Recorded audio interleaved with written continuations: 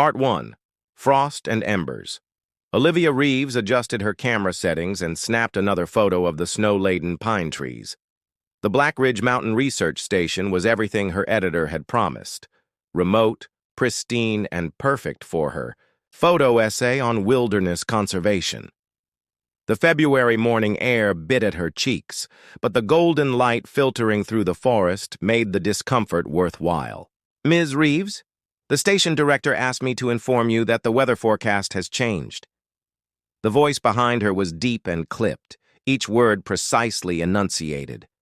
Olivia turned to find a tall man in an expensive-looking down jacket, his posture rigid despite the uneven terrain. She recognized him immediately, Marcus Harrington, founder of the Harrington Conservation Foundation that funded this research station. His reputation preceded him, brilliant, ruthlessly efficient, and about as warm as the surrounding glaciers. "Thanks for the heads up," she replied, tucking her camera into its weatherproof case. "How bad is it looking?" "Bad enough that I'm canceling my inspection and departing within the hour. I suggest you do the same." Olivia glanced at the sky. The clouds seemed innocent enough, but she'd learned to respect mountain weather. "I'll pack up. My assignment was nearly finished anyway." Marcus nodded curtly and turned to leave when the station's alarm blared across the clearing. 3 long blasts, the signal for immediate evacuation. Director Juarez rushed toward them, her usual calm demeanor replaced with urgency. "Avalanche on the north face. The access road is completely buried. Emergency services estimate at least 4 days before they can clear a path." 4 days? Marcus's face hardened. "That's unacceptable. I have meetings in New York on Monday." "I'm afraid nature doesn't check your calendar, Mr. Harrington," Director Juarez replied. "Most of our team evacuated yesterday when we first received warnings. We're down to essential personnel only." "Which includes," Olivia asked, already suspecting the answer. "Just me, our maintenance technician who's staying in the east cabin, and now you two. The main station building has emergency supplies, backup generators, and satellite communications." She glanced at her watch. "I need to secure the research specimens. Mr. Harrington, Ms. Reeves, please relocate to the main building immediately." As Juarez hurried away, Marcus pulled out his satellite phone, his jaw tight with frustration. Olivia shouldered her equipment bag and trudged toward the main building, leaving him to his calls. 2 hours later, Olivia was settling into one of the station's spare rooms when the lights flickered and died. The backup generator hummed briefly, then fell silent. Director Juarez appeared in the doorway, flashlight in hand. "Second avalanche. Took out the generator shed. Tech's trying to repair it, but we need to conserve batteries and prepare for a longer stay." "Where's Harrington?" Olivia asked. "Making everyone's life difficult," Juarez sighed. "He's demanding helicopter evacuation." "In this weather?" "Exactly. Look, I need to help with the generator. The common room has a fireplace. Wood is stacked outside. Make yourself useful?" Olivia nodded. "Of course." In the common room, she found Marcus pacing, his satellite phone pressed to his ear. "I don't care what it costs," he was saying. "Find someone willing to fly in." She quietly began arranging logs in the fireplace, ignoring his conversation. The temperature was already dropping without the heating system. When Marcus finally ended his call, he stared at her work with obvious disdain. "You're doing that wrong." "Am I now?" Olivia didn't look up. "Funny. I've only been building fires since I was 8. My grandparents had a cabin in Montana." "The logs are too close together. You'll smother it." Olivia sat back on her heels. "Be my guest, then." To her surprise, Marcus knelt beside her, rearranging the wood with efficient movements. When he struck a match, the fire caught immediately, flames dancing between perfectly spaced logs. "I stand corrected," Olivia admitted. "Where did a CEO learn to build fires?" "I wasn't always a CEO." His voice was flat, conversation ending. Director Juarez returned, her expression grim. "Generators fried. Satellite communications are down. 2. Something damaged the antenna. We're completely cut off until the road is cleared. Marcus's face went pale. How long? Weather's worsened. Could be a week now. A week? He looked between them as if expecting someone to admit to a poor joke. Olivia watched the realization settle over him, that for once, his money and influence meant absolutely nothing against the indifferent power of nature.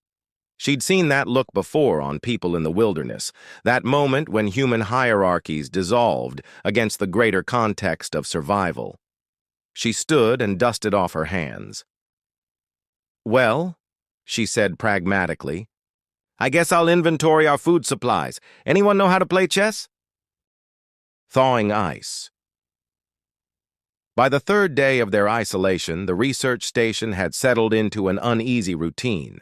Director Juarez spent most daylight hours working with the technician, attempting to repair the generator and establish some form of communication with the outside world. This left Olivia and Marcus to manage the more mundane aspects of their survival, maintaining the fire, preparing meals from their limited supplies, and finding ways to pass the interminable hours. Marcus had commandeered the small study, converting it into a makeshift office where he scratched notes in a leather-bound journal with increasing frustration. His phone battery had died on the second day, cutting off his last connection to his corporate empire. Olivia observed his growing agitation with quiet interest, recognizing the symptoms of a man whose identity was entirely wrapped in his work. After a particularly dismal lunch of reconstituted soup and stale crackers, Olivia approached his self-imposed exile. I'm heading outside to photograph the aftermath of the avalanche. Care to join me? Daylight's good for mental health. Marcus glanced up, his expression suggesting she'd proposed something absurd. It's 15 degrees out there. 17. Actually, I checked the thermometer, practically tropical. When he didn't respond to her attempt at humor, she shrugged. Suit yourself. Just thought you might appreciate a break from staring at that wall. 20 minutes later, as Olivia carefully navigated the snowdrifts around the station's perimeter, she was genuinely surprised to hear footsteps crunching behind her. Marcus had bundled himself in layers, his breath forming clouds in the frigid air. Director Juarez suggested I assist you in checking the structural integrity of the buildings, he explained stiffly. Olivia bit back a smile. Of course she did. They walked in silence, Olivia occasionally stopping to capture images of the transformed landscape. The avalanche had created an otherworldly terrain. Buried trees emerged like abstract sculptures, their forms alien and beautiful against the pristine white canvas. You have an unusual eye, Marcus commented unexpectedly, watching as she framed a shot of sunlight refracting through an ice-covered branch. Is that a compliment or an observation? Olivia asked without looking away from her viewfinder. An observation. You focus on details others would miss. She lowered her camera, studying him with the same careful attention she'd given the landscape. So do you. From what I've read about your foundation's work, your conservation initiatives target ecosystems others consider insignificant. Something flickered across his face. Surprise, perhaps, that she knew anything about his work beyond the headlines. Small systems often have disproportionate impacts. People focus on saving charismatic megafauna while ignoring the fungi or insects that maintain entire forests. The unsung heroes, Olivia nodded. That's actually why I'm here. My photo essay is on the invisible foundations of wilderness, the microscopic, the overlooked, the essential. For the first time, Marcus looked at her with genuine interest rather than tolerance. Show me. Olivia hesitated, then handed over her camera, instructing him on navigating through the images. She watched as he studied each photo with unexpected intensity. Close-ups of lichen spreading across stone, tiny insects navigating the bark landscape of ancient trees, the delicate root systems exposed by seasonal erosion. These are remarkable, he said finally, returning the camera. You see ecosystems the way I analyze markets, finding the connections others miss. Olivia felt an unexpected warmth at the genuine appreciation in his voice. Highest praise coming from the infamous Marcus Harrington. His eyebrow arched. Infamous? The Just business press calls you the glacier, brilliant but cold. The environmental journals are more charitable. Calculated conservationist was my favorite. To her astonishment, Marcus laughed, a short, rusty sound as if from disuse, but genuine. Both accurate, I suppose. They continued their inspection, but something had shifted. The silence between them was companionable rather than strained. When they discovered a small maintenance shed partially crushed by snow, they worked together without discussion, Marcus calculating the structural weak points, while Olivia documented the damage for the eventual insurance claim. That evening, as they gathered around the fireplace, Director Juarez noticed the change immediately. "Well, you two seem less likely to murder each other," she observed dryly, passing out mugs of powdered hot chocolate. "Ms. Reeves has proven herself surprisingly useful," Marcus replied, but the usual edge in his voice was absent. High praise. "Indeed," Juarez laughed. "Now, I have news. The emergency radio finally picked up a transmission. Rescue teams have started clearing the road, but the latest storm has slowed their progress. We're looking at another 4 days minimum." Marcus, who would have exploded at this news just days earlier, merely nodded. "We have adequate supplies?" "Yes, though we'll be thoroughly sick of canned beans by then." Olivia caught Marcus's eye, across the fire. "Guess you'll have to show me how to play chess after all." He didn't smile exactly, but something in his expression softened. "I suppose there are worse ways to pass the time." Later that night, as their chess game extended past midnight, Olivia realized Marcus had stopped checking his dead phone. His attention was fully present, focused on the game and their conversation, which had wandered from conservation philosophy to favorite books to childhood memories of snow. When she finally checkmated his king, a victory she suspected he might have allowed, Marcus leaned back in his chair with an expression of genuine respect. "You're not what I expected, Olivia Reeves." She gathered the chess pieces, a smile playing at her lips. "Nor you, Marcus Harrington, though the glacier reputation isn't entirely undeserved." "Perhaps," he acknowledged, "but even glaciers can thaw, given the right conditions." Their eyes met across the table, and Olivia felt something unexpected take root. A connection formed in isolation, growing stronger with each passing day away from the world they'd both left behind. Fireside Confessions. The fourth night brought the worst storm yet. Wind howled around the research station like a living thing, seeking entry through every crack and crevice. Inside, the 4 stranded occupants had gathered in the common room, where the fireplace provided their only reliable source of heat and light. The maintenance technician, a quiet man named Rajiv, had rigged a clever system of reflective surfaces to maximize the firelight throughout the room. Director Juarez had retired early, exhausted from another day of futile repairs. Rajiv followed. Soon after, leaving Olivia and Marcus alone with the crackling fire and a bottle of surprisingly decent emergency whiskey. "Your move," Marcus said, gesturing to the chessboard between them.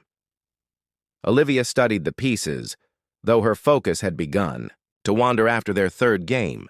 "I'm beginning to think chess is just a sophisticated way to avoid conversation." Marcus raised an eyebrow, swirling the amber liquid in his glass.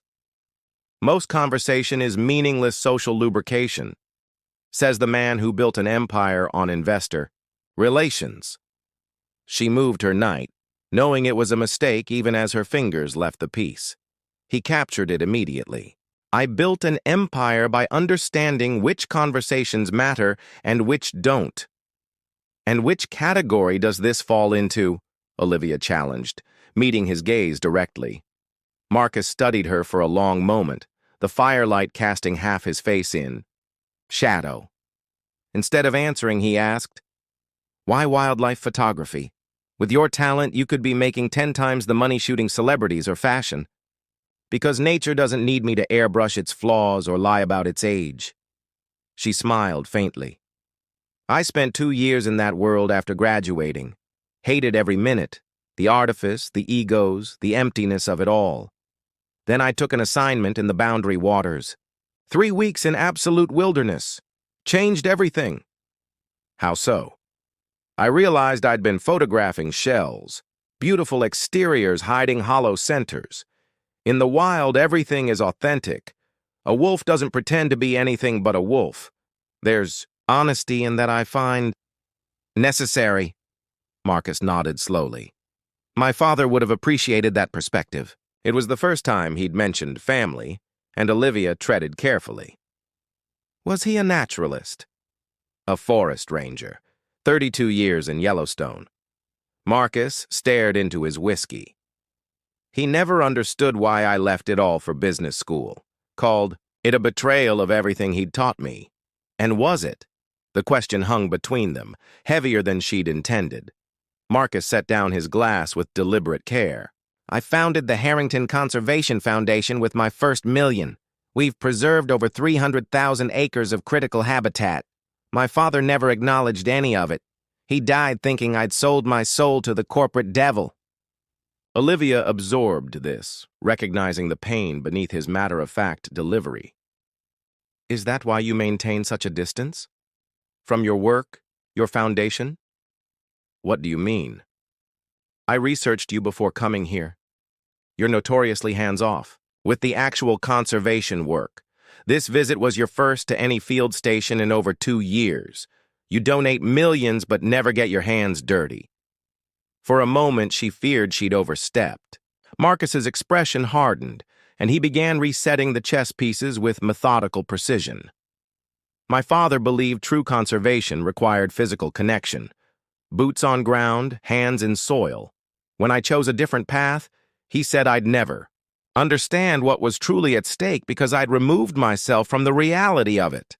His voice remained even, but his fingers trembled slightly as they arranged the pawns. Perhaps staying distant was easier than proving him right. The confession hung in the air between them, unexpectedly raw. Olivia reached across the board and stilled his hand with her own. "For what it's worth," she said softly, "I think he was wrong. There are many ways to fight for something you believe in. Some battles need to be fought in boardrooms, not backcountry." Marcus looked at their hands, then at her face. Something unguarded and vulnerable flickered in his eyes. "And what are you fighting for, Olivia Reeves?" She withdrew her hand but held his gaze. "The truth. The moment when people see something so clearly they can never unsee it again. I want my photos to make people stop, really stop, and recognize what we stand to lose." "Have you succeeded?" "Not enough," she admitted. "My most important work barely pays the bills. My agent keeps pushing me toward more commercial projects, which you resist. To my financial advisor's horror," she smiled ruefully, "I live in a studio apartment with equipment worth more than everything else I own combined. My parents think I'm having an extended adolescent rebellion. Last Christmas, my father helpfully left graduate school brochures on my pillow." Marcus actually laughed at that. "Mine sent me back to school to become a real professional, too.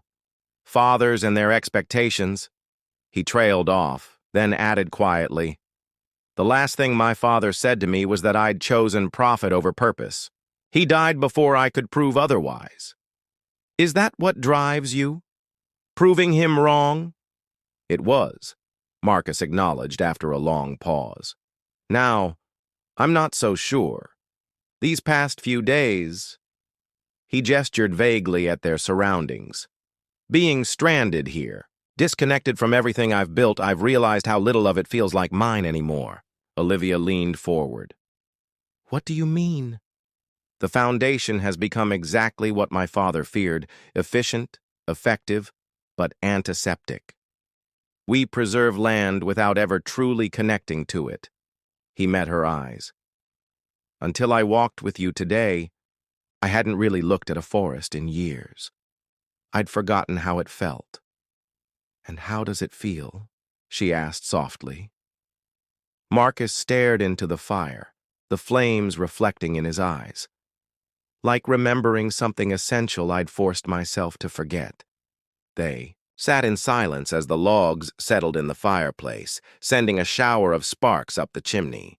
Outside, the storm continued to rage, but within the small circle of firelight, something new and fragile had taken root between them, understanding, perhaps, or recognition of a kindred spirit beneath their apparent differences. "Your move," Olivia finally said, gesturing to the reset chessboard. Marcus studied the board, then looked up with the ghost of a smile. "I think I've been playing the wrong game for a very long time." Breaking dawn. The morning of the 7th day broke clear and bright, the storm finally exhausted after its extended fury. Olivia woke to unfamiliar silence, the howling wind replaced by the gentle drip of melting snow and distant birdsong. She dressed quickly and made her way to the common room, where Director Juarez was hunched over the emergency radio, her expression tense with concentration. "Any news?" Olivia asked, pouring herself a cup of lukewarm coffee from the pot kept near. "The embers. They've reached the secondary access road," Juarez replied without looking up. "If conditions hold, rescue teams should arrive by mid-afternoon." "That's—" Olivia hesitated, surprised by her own ambivalence. "That's good news, isn't it?" Marcus's voice came from behind her. He stood in the doorway, already dressed in the same clothes he'd worn for a week, though somehow he managed to look as put together as the day they'd arrived. Their eyes met, and Olivia recognized the same conflicted emotions she felt reflected in his gaze.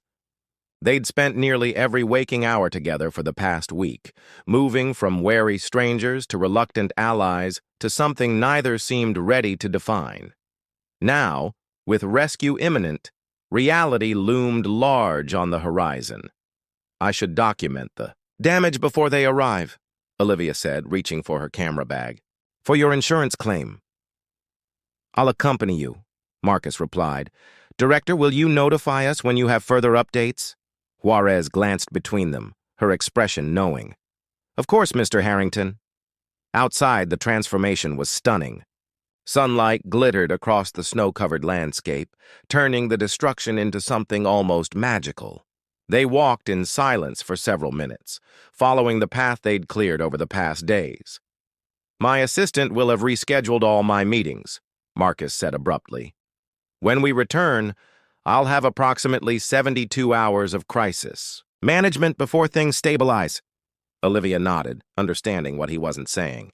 "My editor extended my deadline when he heard about the avalanche. I've got about 2 weeks to finish the piece." More silence stretched between them, heavy with unspoken thoughts. "This past week," Marcus began, then stopped. He looked out across the mountains, his profile sharp against the blue sky. "I've been thinking about what happens when we leave here." "Back to reality," Olivia said, focusing her camera on a fallen pine, its massive root system exposed by the avalanche's force. "Is that what this is? Not reality?" She lowered her camera, considering. "Different reality, maybe. Simpler in some ways, more challenging in others." "I've made decisions this week," Marcus said. "Important ones." Olivia waited, giving him space to continue. "I'm restructuring the foundation, moving our headquarters to Montana, adjacent to our largest conservation project, establishing a residential program for the executive team, 6 months of the year in the field." "Your board will revolt," Olivia observed, though she couldn't help the smile tugging at her lips. "Undoubtedly. Several will resign. I've already drafted a list of replacements, people who understand that conservation isn't just about preserving land, but connecting people to it." He turned to face her fully. "I'd like to commission you as our principal photographer. Full creative control, complete funding for your wilderness projects under our umbrella." Olivia stared at him, caught completely off guard. "Marcus, I... It's not charity, he said quickly. Your work aligns perfectly with our mission. What you showed me, the details, the connections, that's exactly what people need to see to understand why this matters. You don't need to create a position for me because of whatever this is, she gestured between them. I'm not. I'm recognizing an opportunity for the foundation, for the cause. He stepped closer. And yes, for us, if that's something you might consider.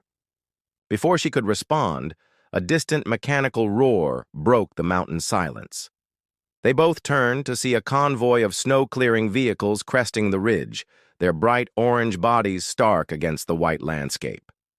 Perfect timing, Olivia murmured. Marcus touched her arm lightly. Think about it. No pressure, no expectations, just possibility. The rest of the day passed in a blur of activity. Rescue teams assessed the damage, gathered statements, and prepared the stranded inhabitants for evacuation. By late afternoon, Olivia found herself seated in a transport vehicle beside Director Juarez, watching as Marcus spoke with the emergency coordinator. He's different, Juarez commented, following her gaze. When he arrived, I thought we were in for budget cuts and micromanagement. Classic corporate inspection. Now, she shrugged. Something changed. The mountain changed him, Olivia replied, or maybe just reminded him of who he used to be. As if sensing their discussion, Marcus glanced over. He excused himself from the coordinator and approached their vehicle, his expression carefully neutral. Ms. Reeves, I believe this is where we part ways. My team has arranged a helicopter to take me directly to Bozeman. Of course, Olivia nodded, feeling a surprising pang of disappointment despite knowing this moment was inevitable. Back to the Empire. For now. He hesitated, then reached into his pocket and handed her a business card. My private number. When you've made a decision about my offer, call me directly. Their fingers brushed as she took the card, and for a moment, neither moved. Then the helicopter rotors began turning in the distance, breaking the spell. Safe travels, Marcus. You as well, Olivia. As she watched him walk toward the waiting helicopter, Olivia wondered if the connection they'd formed could possibly survive beyond the isolated bubble of their shared crisis. The card felt heavy in her pocket, weighted with possibility and doubt in equal measure. The transport vehicle rumbled to life, beginning the long descent down the newly cleared road. Olivia turned for one last look at the research station where everything had changed. In the fading afternoon light, it seemed smaller somehow, diminished by the vast wilderness surrounding it. A temporary shelter against forces far greater than human ambition or desire. Just like what had grown between them, she thought. Beautiful, unexpected, and perhaps just as temporary. Wild Hearts. 6 months later, the grand ballroom of the Harrington Foundation's new Montana headquarters hummed with conversation and the gentle notes of a string quartet. The annual conservation gala had drawn an eclectic crowd. Scientists, in uncomfortably formal attire, mingled with wealthy donors and indigenous land stewards, all united by their commitment to wilderness preservation. Olivia adjusted her camera settings as she moved through the crowd, documenting the evening while trying to remain unobtrusive. The irony wasn't lost on her. After years photographing the world's most remote places, she now found herself capturing human interactions in a carefully controlled environment. Getting anything worth keeping? A familiar voice asked. She turned to find Director Juarez, elegant in a simple black dress. A few decent shots, though I prefer my subjects unaware they're being observed. Don't we all? Juarez laughed. How's the new position treating you? Honestly? Better than I expected. Olivia lowered her voice. When I finally called him, I was prepared for awkwardness, for the magic to have faded once we returned to the real world. Instead, he offered you exactly what you wanted professionally, with no strings attached personally. Juarez finished for her. Complete creative control, funding for my wilderness project, and absolutely zero pressure about Anything else? Olivia shook her head. Not what I expected from the glacier. He's not the same man who arrived at my station in February. Juarez's gaze drifted across the room to where Marcus stood surrounded by board members. Even from a distance, the change in him was evident. His posture more relaxed, his expression engaged rather than merely tolerant. The reorganization nearly destroyed the foundation. 3 board members sued to block the move from New York. Major donors threatened to withdraw support. But he persisted. With remarkable patience, he brought the doubters here, showed them the land, involved them in the work. Juarez smiled slightly. Your photographs helped. That exhibition in the East Wing?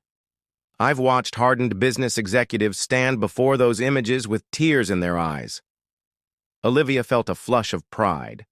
The exhibition, Invisible Foundations, represented the best work of her career. Images that captured the subtle, essential connections that maintained wilderness ecosystems. He gave me the platform, the audience. And nothing more? Juarez asked, her tone carefully neutral. Before Olivia could answer, the room's attention shifted as Marcus stepped onto the small stage. He looked completely at ease in his element, though Olivia noted with amusement that his tie was slightly askew, a small imperfection he would never have tolerated in his previous life. Thank you all for joining us tonight, he began, his voice carrying without effort. 1 year ago, the Harrington Foundation existed primarily on paper and in boardrooms. We protected land we rarely visited, preserved ecosystems we scarcely understood. He paused, his gaze sweeping the room. We were effective but disconnected from the very thing we claimed to value. Murmurs rippled through the crowd. Many present had been vocal critics of the Foundation's dramatic restructuring. Then I found myself stranded by an avalanche at our Black Ridge research station. A quiet laugh moved through the audience. The story had become something of a legend within conservation circles. 7 days cut off from civilization, from technology, from the carefully constructed barriers that defined my existence. His eyes found Olivia in the crowd, and something in his expression made her breath catch. I rediscovered something I'd forgotten, that true conservation isn't about preservation in abstract. It's about connection, relationship, understanding that we are part of these systems, not separate from them. Olivia lowered her camera, unable to look away from him as he continued. Tonight we celebrate not just the acres we've protected, or the species we've saved, but the connections we've restored, between humans and wilderness, between heart and purpose. Marcus set aside his notes, his expression suddenly more personal than professional. And I have an announcement to make. The room quieted, attention sharpening. Marcus Harrington's announcements tended to be significant and often controversial. Effective immediately, I'm stepping down as CEO of the Harrington Foundation. Gasps and whispered exclamations filled the room. Olivia felt her heart constrict, confusion and dismay washing over her. Before the rumors begin, Marcus continued, raising a hand to quiet the crowd, let me be clear. I'm not leaving the foundation.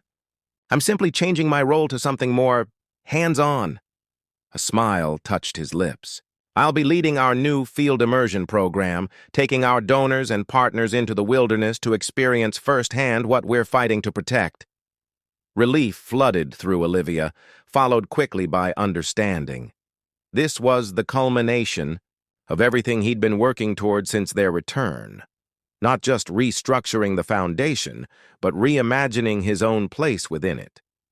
The board has unanimously approved Rajiv Patel as my successor. Marcus gestured to the former maintenance technician, now dressed in an impeccable suit. His engineering background and intimate knowledge of our field operations make him uniquely qualified to lead us forward. Applause broke out, tentative at first, then growing stronger. Olivia watched as Rajiv stepped forward, his usually reserved demeanor replaced with quiet confidence. As the formal proceedings concluded, and the crowd dispersed into smaller conversations, Olivia found herself approached by a group of potential donors interested in her exhibition. She answered their questions automatically, her attention divided as she tracked Marcus's movement through the room. It was nearly an hour before she managed to break away, slipping through the French doors onto the terrace overlooking the Foundation's demonstration forest.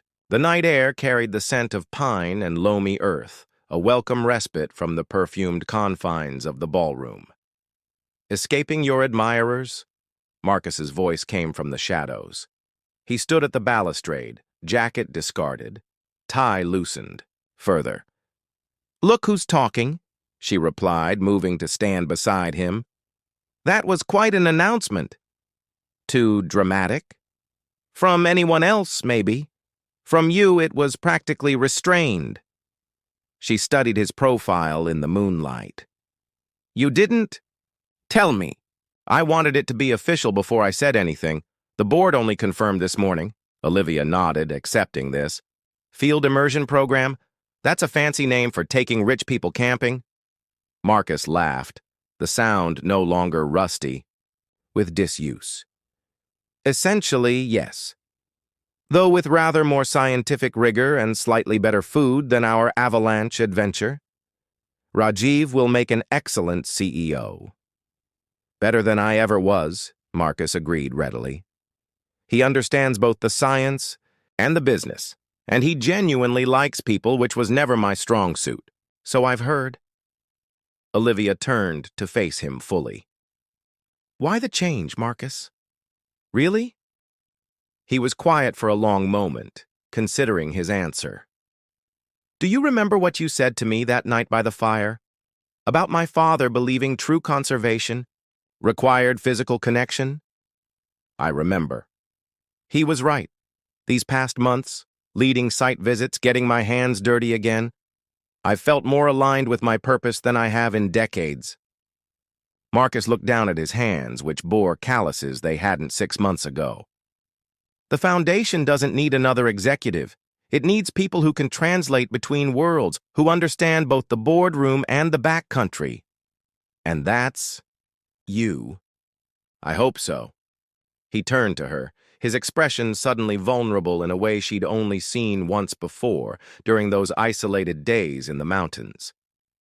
"There's another reason." Olivia waited, heart beating faster despite her best efforts at composure. "The CEO of the Harrington Foundation can't properly court the Foundation's principal photographer. Conflict of interest, board regulations, all very proper and restrictive." "Court?" Olivia repeated, unable to suppress a smile at the old-fashioned term. "Pursue? Date? Woo?" Marcus stepped closer, his usual confidence tempered with genuine uncertainty. "Whatever term you prefer for my very obvious interest in continuing what began in that research station. I was beginning to think I'd imagined it," Olivia admitted. "These past months you've been so professional, so careful. Because I needed to be. Because I respected you too much to complicate your position with the Foundation. Because I wanted to be worthy of what I saw in your eyes that last day." Olivia reached out, straightening his perpetually askew tie. "And now? Now I'm just a field program director and you're a freelance photographer with a Foundation contract that doesn't report to me." His hands came up to cover hers. "Now I can finally ask if you'd consider having dinner with me. Somewhere without canned beans or emergency rations." She laughed, the sound bright in the quiet night. "I think that could be arranged." Marcus drew her closer, his expression serious despite her laughter. "What happened in that cabin wasn't just circumstance, Olivia. It wasn't isolation or proximity or shared crisis. What was it then?" "Recognition." His voice softened. "You saw past everything I'd built to protect myself. Past the title, the reputation, the walls. You saw me as I could be, not just as I was." Olivia thought of the photographs in her exhibition, images that revealed the hidden connections beneath apparent simplicity, the complex relationships that sustained life in the wilderness. Perhaps people weren't so different from the ecosystems she studied. their true nature only visible to those patient enough to look beyond the surface.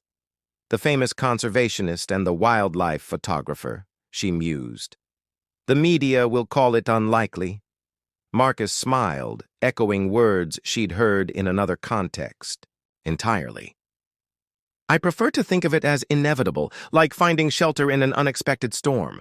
As he leaned down to kiss her, the sounds of the gala faded away, replaced by the whisper of wind through pine needles and the distant call of an owl hunting in the forest they'd both committed their lives to protecting. Different paths, Olivia thought, but ultimately leading to the same wild heart of things.